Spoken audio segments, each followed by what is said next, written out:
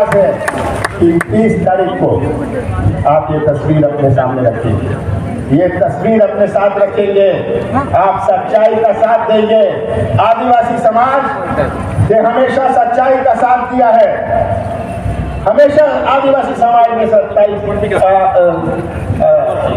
का साथ दिया है और मुझे पूरा विश्वास है ये सच्चाई का साथ अभी देंगे। और जैसे कलावती भूरिया जी अपने जोगढ़ का झंडा लेके विधानसभा में पहुंची थी, अब महेश पटेल वो कांग्रेस का झंडा लेके विधानसभा में पहुंचेगा। आप सबका बहुत बहुत धन्यवाद। ये शिवराज सिंह जी को आप पहचान लीजिए, ये भारतीय जनता पार्टी को पहचान लीजिए।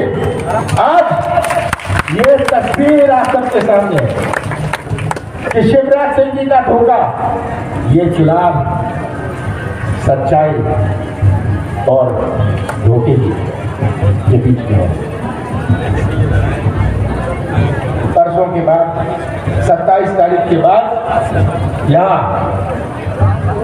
कोई मंच नहीं होगा, ये झंडे बैनर पोस्टर नहीं होंगे, पर 27 तारीख के बाद ये नौजवान होंगे, हमारी माताएं और बहनें होंगी। 27 तारीख को याद रखिएगा, 27 तारीख के बाद ये सब भाषण बंद हो जाएगी।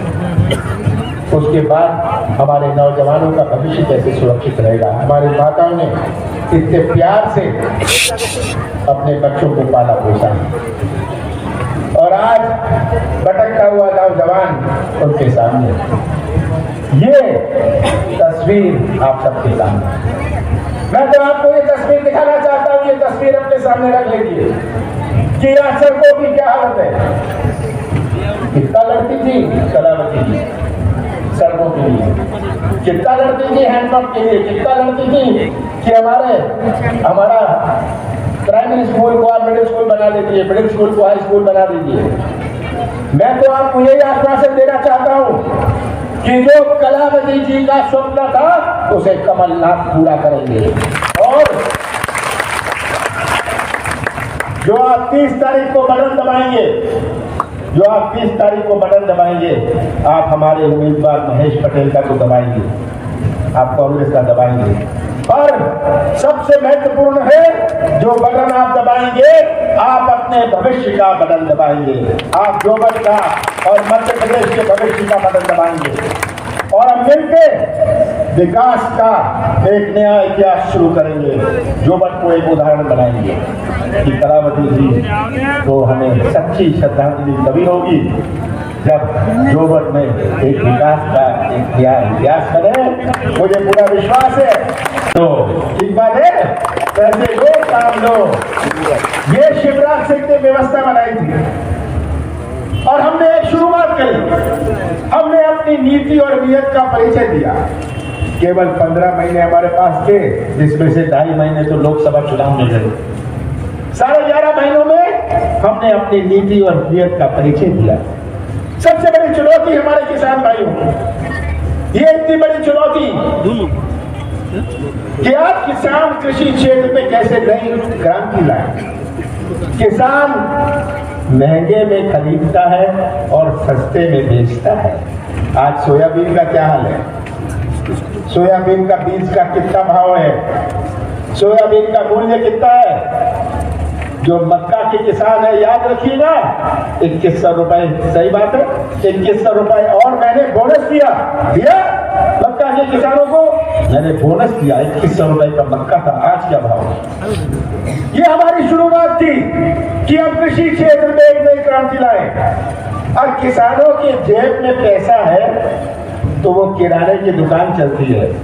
ये बाबरा का बाजार चलता है जब किसानों की जेब में पैसा हो। किसान कृषि परिवार के बच्चे अच्छी पढ़ाई कर सकते हैं, अच्छे कपड़े पहन सकते हैं, अगर किसानों की जेब में पैसा हो, क्रय शक्ति हो, खरीदने की ताकत हो। ये शुरुआत थी कि हम कर्जा माफ करें और हमने 31,000 किसानों का कर्जा अलीराजपुर में माफ किया। ये पहला किस्त था। हमने शुरुआत करी थी। हमने कहा था हर किसान वो डिफॉल्टर हो या चालू खाता वाला हो, हम उसका कर्जा माफ करेंगे। पर हमारी सरकार भी नहीं, शिवराज सिंह इसकी बात नहीं करेंगे कि वो तो पैसे बटोरने आए, वो तो खरीदने आए, वोट खरीदने आए, वोट मांगने नहीं आए। इससे आपको सावधान रहना।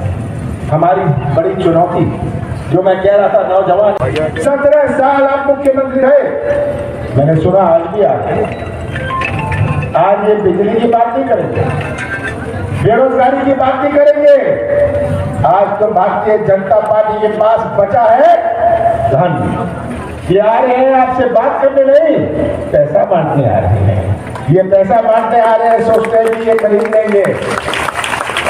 ये प्रशासन के दबाव से, प्रशासन के दबाव से, धनबल से, पैसों से ये चुनाव जीतना चाहते हैं। पर मुझे खास करके नौजवानों पर पूरा विश्वास है।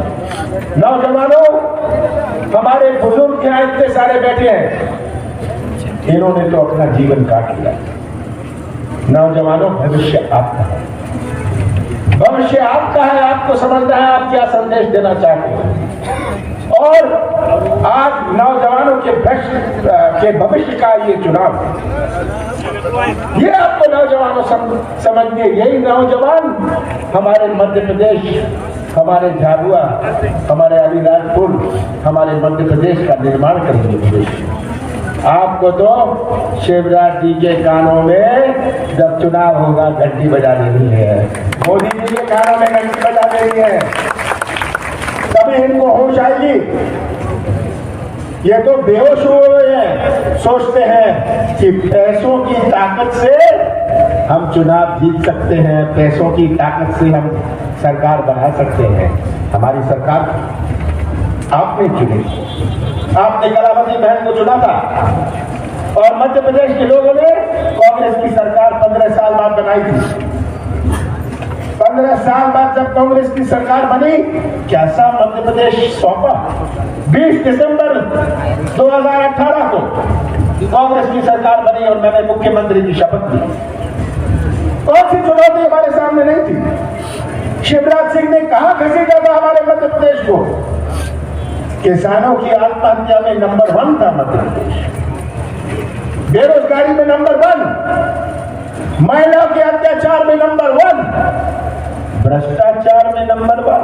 भ्रष्टाचार की तो ऐसी व्यवस्था बनाई थी कि पैसे दो, काम लो और शक्ति। नीचे देखना। आज हमारे बीच में हमारी बहन कलावती जी नहीं है। यहां आकर तो खुशी होती है, पर एक प्रकार से दुख होता है कि जिस प्रकार वो जोबट की विकास के लिए आकर मेरे से झगड़ा करती थी जब मैं मुख्यमंत्री था, मुझे आज वो सब बातें याद आती है। उनका एक ही लक्ष्य था, वे राजनीतिक व्यक्ति तो थी पर समाज सेविका थी। समाज के लिए लड़ना, अपने क्षेत्र के लिए लड़ना। और आज मुझे इस बात की खुशी है कि मैं आपके बीच में पहुंचा हूं जब उनका आज जन्मदिन भी है। हम कलावती जी को श्रद्धांजलि देते हैं। हमारी कोविड से हमारे बीच में नहीं रही। हमारे चित्तू भाई जो कल अचानक उनका देहांत हो गया, उनको भी मैं श्रद्धांजलि अर्पित करता हूं। ये उपचुनाव कलावती बहन हमारे साथ नहीं रही, ये उपचुनाव का हम सामना करते हैं। हर चुनाव का अपना मायने होता है। लोकसभा का चुनाव होता है, विधानसभा का चुनाव होता है, जिला पंचायत का चुनाव होता है, सबका अपना मायने होता है। इस उपचुनाव से कोई गवर्नमेंट बनने वाली नहीं है, कोई गवर्नमेंट बिगड़ने वाली नहीं है। पर इस चुनाव से आप एक संदेश दे सकते हैं कि हमारे भोले भाले जोबर अलीराजपुर के लोग की जनता गरीब है, बेरोजगार है, सरल स्वभाव की है, पर मूर्ख नहीं है।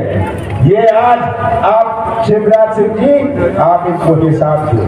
इतनी बड़ी संख्या में नौजवान हैं, आज बेरोजगारी में हमारा नंबर 1 था मध्य प्रदेश। अब कोई मंदिर या मस्जिद में जाने से रोजगार नहीं बनने वाला। ये रोजगार तो बनेगा जब उद्योग लगेगा, जब निवेश आएगा। निवेश तब आएगा जब लोगों को मध्य प्रदेश पर विश्वास हो। लाइव चल रहा है और किसी को मध्य प्रदेश पर विश्वास नहीं। हमारा प्रदेश घिरा हुआ है 5 प्रदेशों से। जो जिसको अपना सामान तमिलनाडु और केरल में बेचना है वो पंजाब में नहीं लगाएगा अपना उद्योग, वो मध्य प्रदेश में लगाएगा। पर किसी को विश्वास नहीं। हमने शुरुआत करी कि मध्य प्रदेश की एक नई पहचान बने, मध्य प्रदेश की पहचान बने। हमारी पहचान माफिया से ना हो, मिलावट से ना हो, हमारी पहचान से विश्वास बने ताकि निवेश आए। हमारी बड़ी बड़ी योजनाएं का जो खर्चा है इसमें भ्रष्टाचार ना हो, उसका जो फायदा है केवल पानी का ना हो, पर हमारे नौजवान उसको फायदा हो। ये बिचौलिए और एजेंट जो कमीशन खा लेते हैं, जो इसमें भ्रष्टाचार होता है, इन सब योजनाओं से नौजवानों को फायदा नहीं होता। नौजवान तो कोई टैक्सी चला ले, कोई गाड़ी चला ले, कोई ट्रक चला ले, कोई दुकान खोल ले, ये सब गायब। ये हमारा प्रयास था। और आज शिवराज सिंह जी से मैं पूछना चाहता हूँ, आप जगह जगह जाके कहते हैं, लंबी चौड़ी बातें करते हैं, आप हिसाब दीजिए। कमलनाथ से कहते हैं कमलनाथ हिसाब दे, किसका हिसाब दे? मैंने तो हिसाब दिया होगा, आप गवाह। अगर हमने आपको बिजली दी 100 यूनिट में 100 रुपए 100 यूनिट, आप गवाह। आज बिजली की क्या समस्या है, डीपी और पंप की क्या समस्या है? शिवराज जी, आप चुनाव आया है, आपको सूझ रहा है, ये आपको समझ नहीं है बात। ये चुनावी घोषणाएं शिवराज सिंह जी तो 22,000 घोषणाएं कर दी उन्होंने। 22,000 घोषणाएं, इनसे कुछ भी करवा लो। जहां नदी नहीं है वहां पुल की भी घोषणा ये करने को तैयार हो जाएंगे।